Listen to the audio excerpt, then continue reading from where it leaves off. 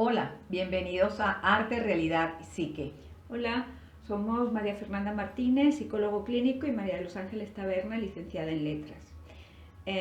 Como ya saben, este espacio es un espacio para hablar de diferentes temas y seguimos hablando del tema migratorio.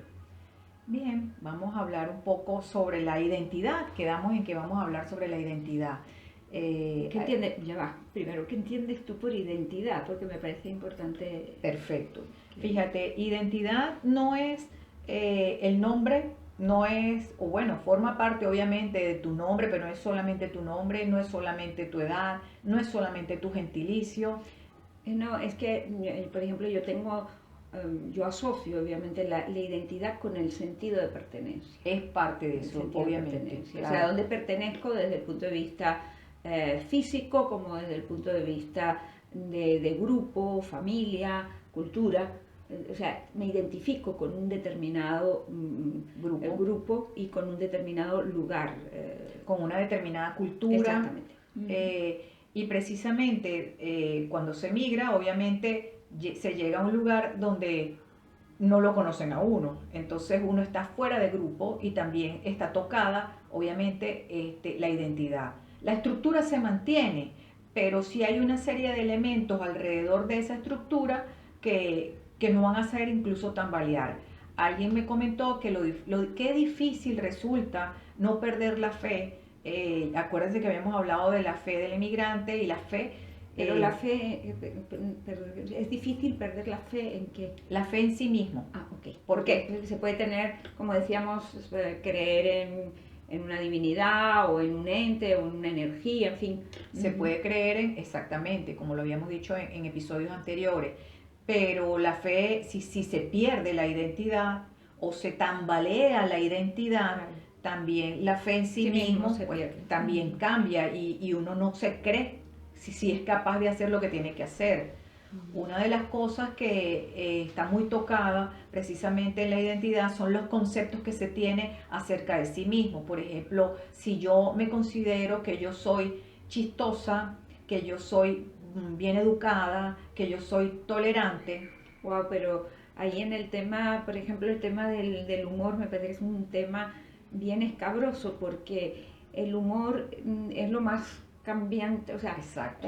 yo puedo decir yo soy chistosa, sí, pero chistosa dónde, en qué contexto y dentro de qué grupo, porque incluso el humor de una época a otra varía y de un espacio geográfico a otro varía, entonces es como un concepto muy resbaloso, ¿no? O sea, difícil de manejar, E ¿no? incluso el mismo concepto de ser educada. De repente, aquí a mí me parece que yo estoy cumpliendo con los cánones y los criterios de la buena educación y resulta que voy a otro lugar y efectivamente eso no tiene que ver nada con la buena educación. O el hecho de ser tolerante. La tolerancia para mí y del lugar de donde yo provengo tiene ciertos parámetros y resulta que en el nuevo lugar a donde voy a viajar, a donde me voy a establecer, la tolerancia puede ser más laxa o puede ser más restringida también, más ¿no? restrictiva. Entonces, claro, eso varía, sí. Pero lo importante entonces es entender que la identidad, o sea, el miedo a esa pérdida de confianza en sí mismo o de fe en sí mismo, pues viene dado también por esa identidad. Y esa identidad, al cambiar de contexto, pues obviamente va a sufrir porque tendría uno que redefinir su propia identidad. Yo recuerdo bien el cuento, bueno, está el cuento que a ti te gusta, el de Alicia. Ajá. Que Alicia cuando se encuentra con las flores, pues las flores le dan una definición de ella que no es la que ella tiene de sí misma, ¿no? Porque la confunden, ¿no? La confunden con una hierba. Y ella dice, yo no soy una hierba, ¿no? Sí. Esto, claro, pero tenemos que ver que ella entró en un espacio mágico, donde se rigen por otras normas, otras leyes totalmente distintas a las normas, las leyes del contexto de donde ella procede.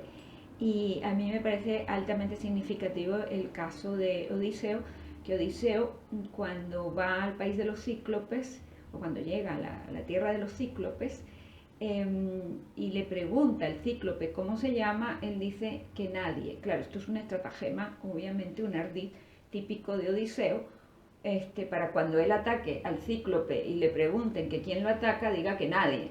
Pero ese nadie identifica perfectamente la posición del que está fuera de su contexto. Él no está en su tierra y entonces él se define como nadie. Así es. A la larga, obviamente la estructura se mantiene y a la larga, después de cierta permanencia, de cierto tiempo de permanencia en ese lugar, se va como que recogiendo toda una serie de datos que le permiten a la persona volver otra vez a funcionar. Además que está el feedback de los interlocutores que tiene alrededor, que le demuestran efectivamente que sí, bueno, yo puedo ser educado, yo puedo ser chistoso y ya he asumido también los parámetros que tienen afuera y ya yo los he internalizado, ya sé cómo comportarme de acuerdo a lo que viene. Pero podemos continuar esta conversación acerca de la identidad en el próximo capítulo. Ok, los esperamos en el próximo capítulo. Chao, hasta el Chao, próximo día. hasta luego.